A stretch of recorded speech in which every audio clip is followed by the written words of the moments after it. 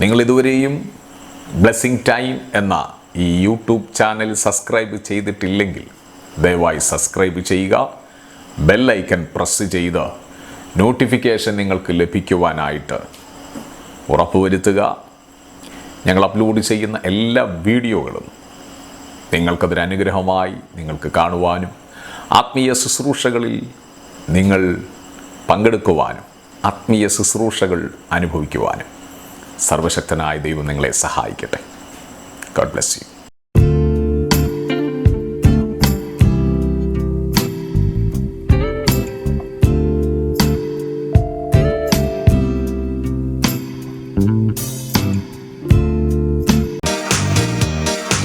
ദാവീദിനെ അഭിഷേകം ചെയ്ത് ഒരു കാലഘട്ടം വരെ ദാവീദ് ഒരു സാധാരണ ജീവിതം തന്നെയായിരുന്നു. ശ്രദ്ധിച്ചു കേട്ടെ, ശൗൽ എന്ന് പറയുന്ന മനുഷ്യൻ അവിശ്വസ്തത കാണിച്ച് രാജകീയ ഭരണത്തിൽ നിന്ന് താൻ മാറി നിൽക്കേണ്ട അവസ്ഥ വന്നപ്പോൾ ദൈവം തെരഞ്ഞെടുത്ത ദാവീദ് എന്ന് പറയുന്ന മനുഷ്യനെ ദൈവം അഭിഷേകം ചെയ്യുവാൻ വേണ്ടി തീരുമാനിച്ചു. അഭിഷേകം ചെയ്യുവാൻ ദൈവം തീരുമാനിച്ചപ്പോൾ സ്തോത്രം, ദാവീദിന്റെ ഭവനമാകുന്ന ഇശ്ശായിയുടെ വീട്ടിലേക്ക് ദൈവത്തിന്റെ പ്രവാചകനായിരിക്കുന്ന ശമൂവേലിനെ ദൈവം അയച്ചു. എന്തിനാ അയച്ചെന്നറിയാമോ? എനിക്ക് ഒരുവനെ അഭിഷേകം ചെയ്യാനുണ്ട്. മിച്ചപ്പടം ചെലവഴിക്കുവാൻ വേണ്ടി വെച്ച യോഗമല്ല, 3 ദിവസത്തെ ഉപവാസ പ്രാർത്ഥന. നിന്റെ വീടിനകത്ത് ഈ അഭിഷേകത്തെ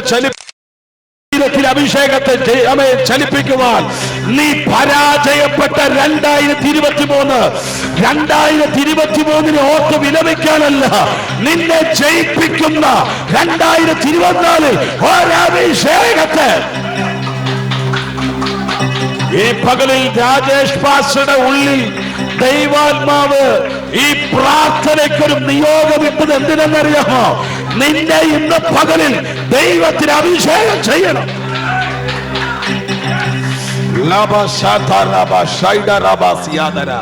ഈ ആധുനിക കാലഘട്ടത്തിൽ പ്രസംഗം കേൾക്കാൻ യൂട്യൂബ് തുറന്നാൽ ഇഷ്ടം പോലെ പ്രസംഗമുണ്ട്.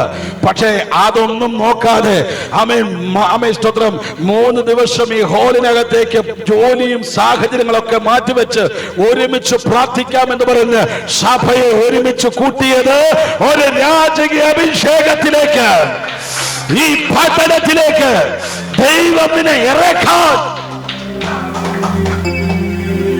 അഭിഷേകത്തിന് വേണ്ടി സ്തോത്രം ദാവീദ് ആഗ്രഹിച്ചൊന്നുമില്ല. പക്ഷേ ഇശ്ശായിയുടെ ഭവനത്തിലേക്ക് ശമൂവേൽ ചെന്നു കഴിഞ്ഞപ്പോൾ അഭിഷേകത്തിന്റെ തൈലം ഒഴിക്കുവാൻ വേണ്ടി സ്തോത്രം പ്രവാചകൻ മക്കളെ വിളിക്കാൻ പറഞ്ഞപ്പോൾ വടിവത്ത ശരീരമുള്ള ആരോഗ്യഗാത്രരായിരിക്കുന്ന ശൗലിന്റെ പട്ടാളക്കളത്തിനകത്ത് യുദ്ധാഭ്യാസം പഠിച്ച പടയാളികളായിരിക്കുന്ന തികഞ്ഞ അഭ്യാസികളായിരിക്കുമ്പോൾ തന്നെ വെല്ലുവിളിക്കുന്ന ശത്രുവെന്ന സ്തോത്രങ്ങളിലെ ഗോലിയാത്തിന്റെ വെല്ലുവിളിയെ കണ്ട് ഭയപ്പെട്ടു നിൽക്കുന്ന സ്തോത്രം പടയാളികൾ എന്ന പേരുള്ള ദാവീദിന്റെ സഹോദരന്മാരെ വീട്ടിലേക്ക് വിളിച്ച് അഭിഷേക തൈലം ഒഴിക്കാൻ വേണ്ടി ശ്രമിച്ചപ്പോൾ ദൈവം വിലക്കി.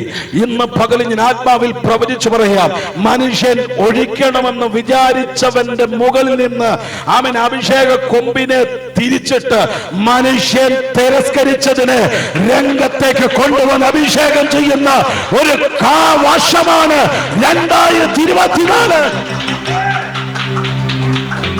ഇന്ന് പകലിൽ നീ ഇത് വിശ്വസിക്ക. നിന്നെ പലരും തിരസ്കരിച്ച് മാറ്റി നിർത്തിയിട്ടുണ്ടാകാം, പലരും നിന്നെ മാനിച്ചിട്ടില്ലായിരിക്കാം. നിന്റെ വൈകല്യം കണ്ട്, നിന്റെ കുറവ് കണ്ട് നിന്നെ അംഗീകരിക്കാതെ മാറ്റി നിർത്തിയപ്പോൾ ദൈവം ഇന്ന് പകലിൽ നിന്നോട് പറയുന്നത്, ആരാ തിരസ്കരിച്ചത് അവരല്ല, ഞാൻ നിന്നെ മാറ്റി നിർത്തിയതാ. ചിലപ്പോ ഒക്കെ വേദന തോന്നിട്ടുണ്ടല്ലേ? സ്തോത്രം, അവർ അംഗീകരിച്ചില്ല.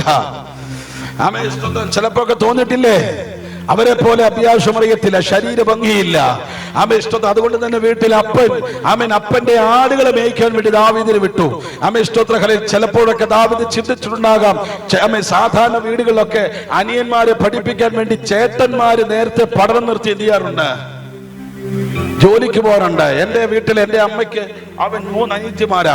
എൻ്റെ മമ്മിയുടെ ഇഷ്ടം വളരെ ചെറിയ പ്രായത്തിൽ, എനിക്ക് തോന്നുന്നു 10 വയസ്സ് പ്രായമുള്ള സമയത്ത് ഇഷ്ടം പപ്പ മരിച്ചുപോയി. മമ്മിയുടെ പപ്പ മരിച്ചുപോയി.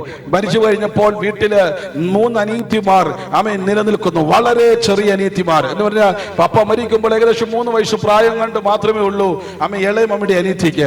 അതുകൊണ്ട് തന്നെ വീട്ടിലെ ഉത്തരവാദിത്വം ഏറ്റെടുക്കേണ്ട അവസ്ഥ മമ്മിയുടെ മേലായതുകൊണ്ട് പഠിക്കാൻ നല്ല കഴിവുണ്ടെങ്കിലും നീ പോകണ്ട എന്ന് പറഞ്ഞ്, പണ്ടത്തെ കാലമല്ലേ ഇഷ്ടത്തഹല്യ വിധവയായ മമ്മിയുടെ അമ്മ ഇഷ്ടത്തഹല്യ പഠനം അവസാനിപ്പിച്ചു. 14ാമത്തെ വയസ്സിൽ എന്റെ മമ്മിയുടെ വിവാഹം കഴിഞ്ഞു. കാരണം ഇളയ മകൾ അനിയത്തിക്ക് 3 വയസ്സ് പ്രായമുള്ളൂ. അവരെ പഠിപ്പിക്കണമെന്നുള്ള ആഗ്രഹമുണ്ട്. അവരിന്ന് ടീച്ചറാ പക്ഷെ എന്റെ മമ്മി ഇന്ന് കർത്താവിന്റെ വേലയില്ല. സാധാരണ വീടുകളിലൊക്കെ അങ്ങനെ സംഭവിക്കാറുണ്ട്. പക്ഷേ ഇശായിയുടെ വീട്ടിൽ ചേട്ടന്മാര് പണിക്ക് പോയിട്ട് അനിയനെ പട്ടാളത്തിൽ വിടുകയല്ല ചെയ്തത്. അനിയനെ വീട്ടിലെ പണിക്ക് വേണ്ടി മാറ്റി നിർത്തി ചേട്ടന്മാരിലെ ഉദ്യോഗസ്ഥരായി. ആത്മീക ലോകത്തിൽ ഇന്നും ഇങ്ങനെയൊക്കെ സംഭവിക്കുന്നത്. പക്ഷെ ഇന്ന് പകൽ ഞാൻ ആത്മാവിൽ ആരോടൊക്കെ പ്രവചിക്കുന്നു, യേശുവിന്റെ നാമത്തില് മനുഷ്യൻ തിരസ്കരിച്ചതിന് ദൈവം രംഗത്ത് കൊണ്ടുവരും. യേശുവിന്റെ നാമത്തിൽ അത് നിന്റെ വീടിനോടുള്ള പ്രവചനമാണ്, നിന്നോടുള്ള പ്രവചനമാണ്. യേശുവിന്റെ നാമത്തിൽ റിസീവ്.